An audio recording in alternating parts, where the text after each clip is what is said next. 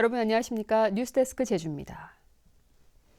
제주 전역에 강풍주의보가 발효된 가운데 내일부터 기온이 뚝 떨어지겠습니다.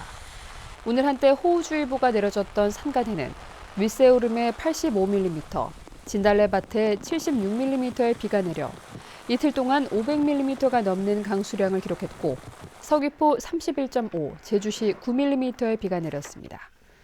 비는 내일 밤까지 5에서 20mm 정도 더 내리겠습니다. 내일은 찬 공기가 남하해 기온이 10도 이상 떨어지고 오는 16일까지 강추위가 이어지겠습니다. 한편 오늘 오전 제주와 김해공항의 짙은 안개로 항공기 40여 편이 결항됐고 80여 편이 지연 운항돼 승객들이 불편을 겪었습니다.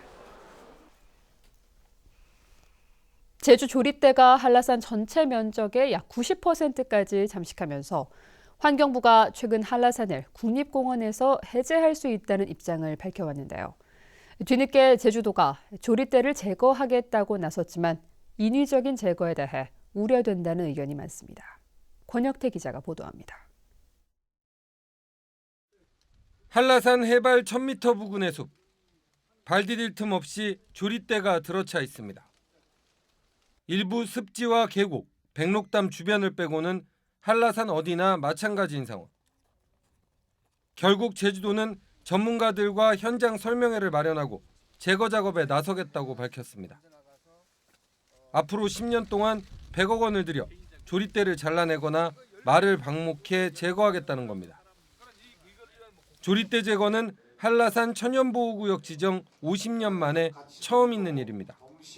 조리도 상당히 이제 시급한 과제이기 때문에 이 우선순위를 정해가지고 일단 행정에서 할 수 있는 부분들 그리고 도민이 공감들과 어떻게든 같이 할 수 있는 부분도 하면서.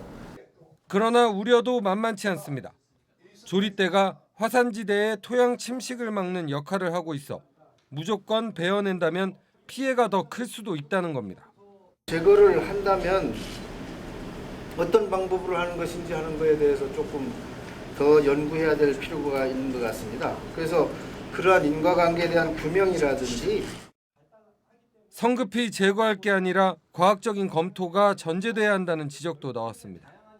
지금 600에서 900, 1900m까지 지금 그 제주조리대가 분포하고 있는데 이 넓은 면적을 어떤 방법으로 해야 가장 효율적으로 관리를 할 건지에 대한 전체적인 그림을 좀 그려봐야 되는데 제주도는 민관 합동으로 실증 실험을 진행하고 전문가 토론을 통해 효과적인 조리대 관리 방안을 마련하겠다고 밝혀 그 결과가 주목됩니다. MBC 뉴스 권혁태입니다. 재선충 피해 지역이 향토 수종으로 복원됩니다. 제주도는 재선충 피해목을 베어내면서 황폐해진 지역을 복원하기 위해 모레 오전 서귀포시 색달동 지역에서 관련 기관과 지역 주민 등 500여 명이 참가한 가운데 향토 자생 수종인 황칠나무 1000여 그루를 심을 계획입니다. 제주도는 올해 나무 심기 사업에 17억 원을 들여 향토 수종 중심으로 진행해 나갈 방침입니다.